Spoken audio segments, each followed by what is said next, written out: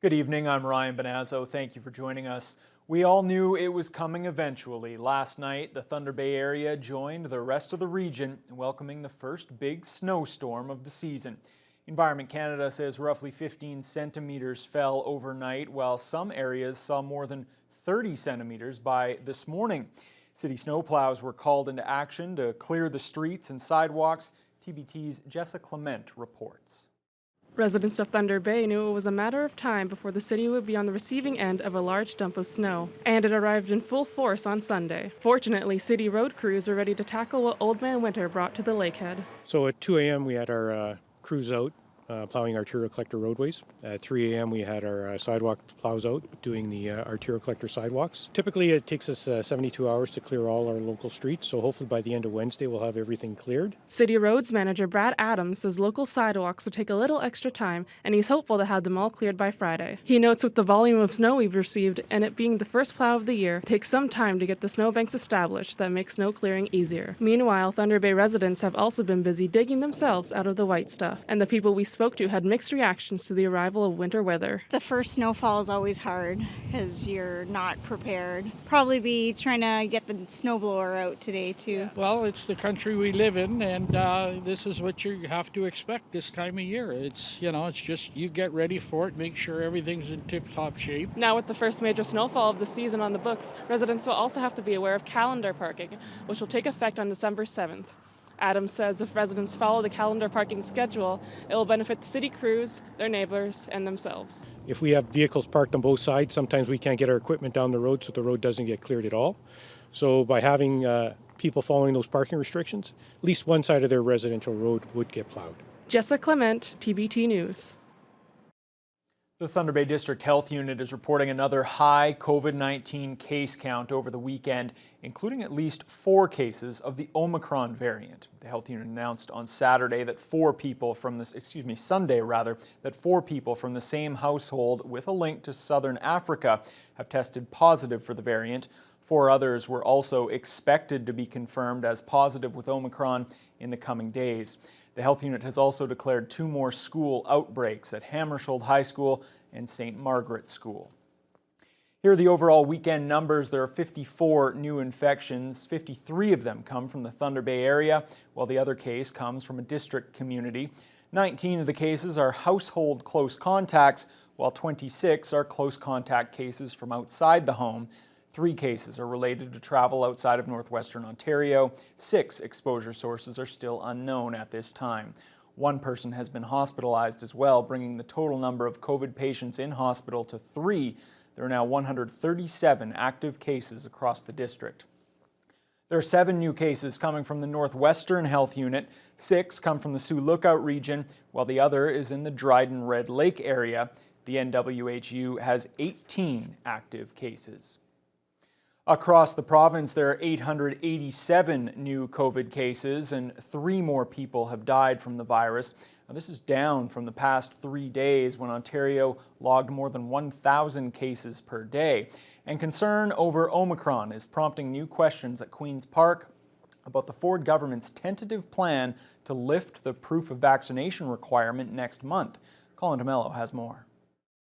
Between the current surge of Delta and the emerging threat of Omicron, the Ford government is facing new pressure to vary the plans to fight the variants. Who knows what the new variant is going to bring, Speaker? So my question is, will the Premier continue the mandatory vaccine certificate program after January 17th. The Ford government had been planning to lift the proof of vaccination requirements province-wide in just 6 weeks.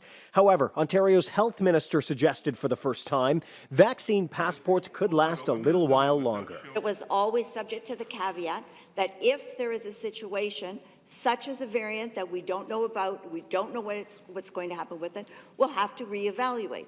We anticipate we will need it for at least another several months if everything is all right. Maybe for longer than that once we know more about the Omicron variant. Ontario once again finds itself facing a worrisome winter thanks to the Delta-driven rise of COVID-19 cases. In Windsor, Essex, health officials say 4,000 people, or roughly 1% of the region's entire population, is now in COVID isolation. The number of ICU admissions has increased. The hospitals have clearly stated that they're worried about the burden, the demand on the health system and their ability to manage that increased demand. To stop the spread, indoor gatherings in that region will be limited to 10 people, and capacity limits are back in place for bars. With several regions looking backwards, the Ford government is being asked not to move forwards, to give businesses the certainty about vaccine certificates well ahead of schedule. Thunder Bay Police are investigating a break-and-enter and theft at the Royal Bank branch inside Grandview Mall. The incident occurred overnight at the RBC on the west side of the mall on River Street. A city police spokesperson says one or more thieves entered the bank by force and took an undisclosed amount of cash. Police were notified of the break-in just after 6 o'clock this morning. The police forensics unit, as well as the break-and-enter and robbery unit, are both involved in the case. An RBC spokesperson says the bank was closed today and is still assessing when it will be able to reopen. Clients are being redirected to other locations for service. Anyone with information is urged to contact city police. School bus cameras and a redevelopment plan for the Dease Park area topped the agenda at tonight's Thunder Bay City Council meeting. The vast majority of survey respondents approve of a skate park on the former Dease Pool site. Council will also hear more about the plans for nearby Dease Park, which include a boarded hockey rink that can be used for basketball during the warmer months. In other business, Councillor Kristen Oliver is looking for Council's support to help discourage drivers from speeding past school buses. She wants cameras set up on the bus's stop arms that will help police catch dangerous drivers. Police have obviously recognized too that they'll lay charges when they can, but often sometimes it's half the license plate or something's off where they can't get enough evidence to go in and lay that charge. The cameras now provide that opportunity for police to have that evidence that they need to go and lay the charge. Oliver adds there's a company that is willing to pay a large portion of the cost of the stop arm cameras in exchange for a percentage of the fine revenues. It's official, there will be no local transit strike. Thunder Bay Transit workers have narrowly voted to accept a new collective agreement with the city. Amalgamated Transit Union Local 966 says its members voted 57% in favor of ratifying the new 3-year deal. It's retroactive to July 1st of 2020 and runs through June 30th of 2023. The city has returned more in-person services. Effective today, a number of staff will be back at City Hall and the Victoriaville Civic Centre.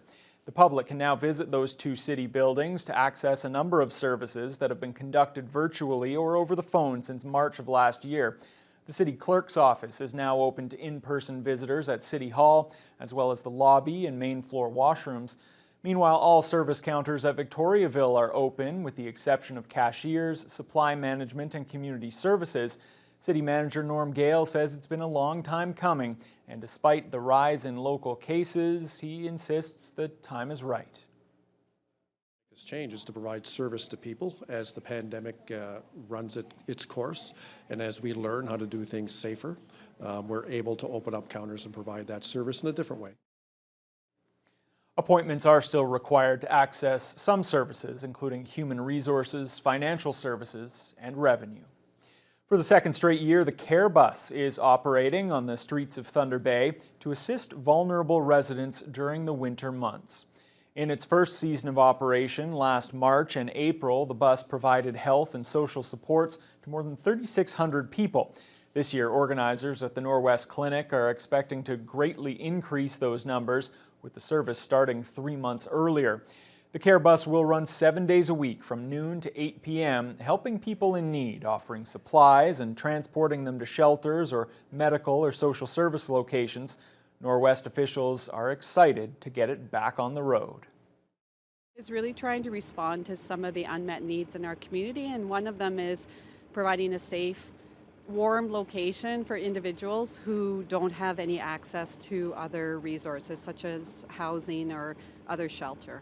I think one of the biggest things that the Care Bus does is lets folks know that we are here for them and that they are a valued member of our community. We care, and we are going to come and find you. We're going to try to bring you on board. We're going to try and get you the help that we need. The Care Bus program was made possible through support from the Thunder Bay Indigenous Friendship Centre and the federal government's Reaching Home strategy, which is managed by the Lakehead Social Planning Council. The Ontario Native Women's Association teamed up with Beandigin Women's Crisis Agency today to host the Wrapped in Courage flag-raising ceremony. The event honors the National Day of Remembrance and Action on Violence Against Women, also known as White Ribbon Day. Members of Onwa and Beandigin gathered at the Onwa headquarters to raise a flag emblazoned with the words "End Gender-Based Violence." December 6th marks the anniversary of the 1989 Montreal massacre, where 14 women were killed and others were injured solely because of their gender. The ceremony opened with a prayer and Indigenous drumming, followed by words of encouragement and support. Onwa Executive Director Cora McGuire-Surrett says despite the cold and windy weather, the turnout shows just how strong these women are and the dedication they have to raising important issues.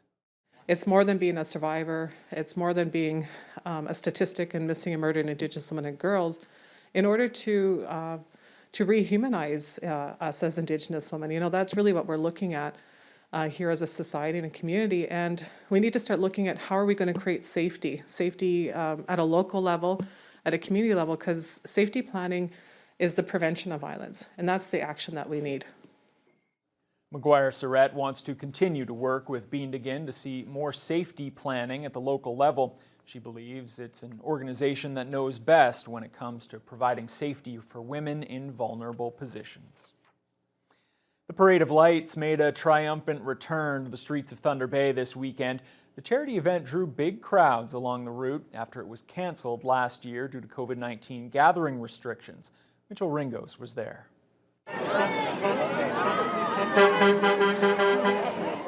Thousands of Christmas lights and Christmas accessories decorated the around 130 vehicles to light up the night sky on a tour through the city.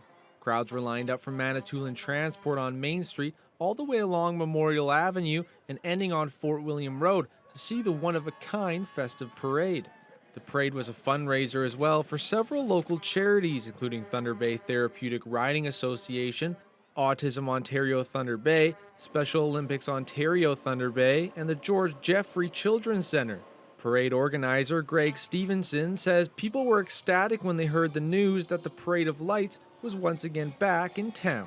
And obviously they were disappointed when we couldn't have the Santa Claus parade, but 1 out of 2 ain't bad, and we're hoping we'll be full bore next year again with them. And it's nice, and it's a beautiful night. It's nice to get out, enjoy what you feel like is Christmas, and forget about all the other troubles that have happened over the last 18 months.